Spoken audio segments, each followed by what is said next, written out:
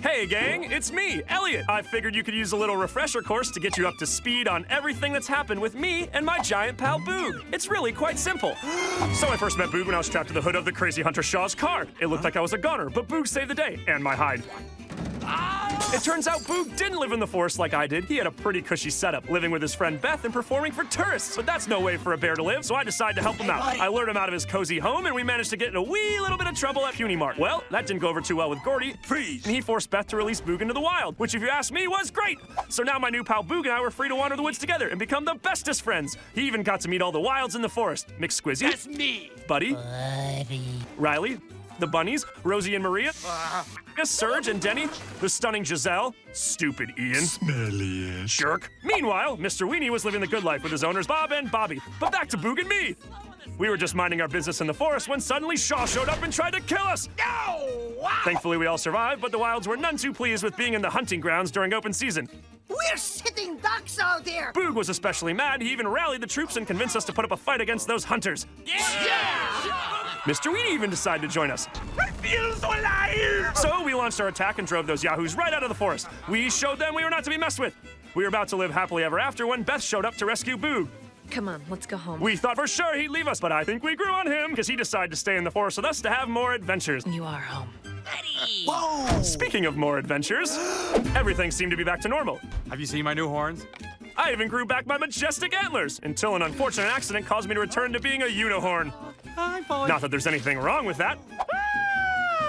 Mr. Weenie was enjoying his freedom in the forest until Bobby and Bob were missing him terribly and managed to entrap him with a delicious trail of irresistible crackers. No! Mr. Weenie was captured by that hairless creature, Bobby. It's you!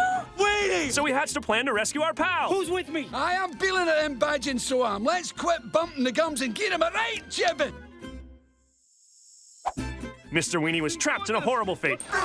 We almost rescued him, but alas, his teeny legs were his demise, and he was kidnapped again.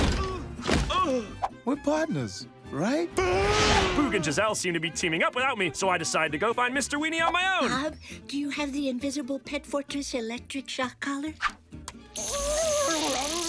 Little did he know, Mr. Weenie was about to meet some even more serious foes than his human captors. The wild animals are my friends. Your friends? Fifi and the other pets were not a fan of the wilds and set out to prove that Mr. Weenie was a domesticated pet. Fetch! Thankfully, Buddy came to the rescue and freed Weenie. Buddy, hop on! Fifi was enraged and declared war on the wilds. This is war! Giselle and McSquizzy disguised themselves as dogs to try to free Mr. Weenie from the terrible pet Paradiso. Unfortunately, the pets weren't fooled and they were captured. So it was up to me to rescue Milady and McSquizzy from the grips of Fifi and her minions. I've got to say, I looked pretty good in a dress. I almost saved them, but that little evil cotton ball foiled my plan. What? Thankfully, Boo came to the rescue. We all managed to escape from that horrible pet Paradiso. Once we were out of harm's way and back in the safety of our beloved forest, Giselle and I were free to finally tie the knot and live happily ever after.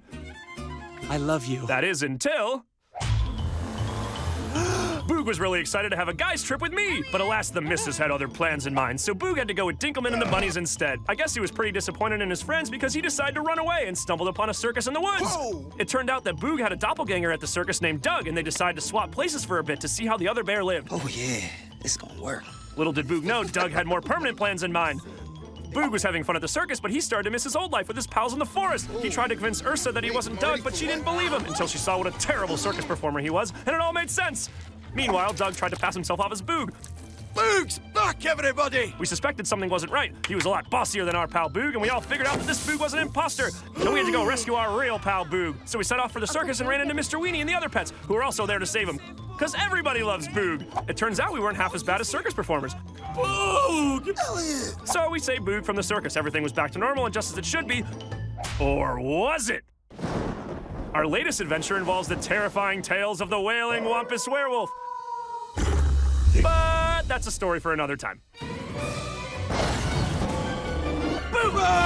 Open season is back on!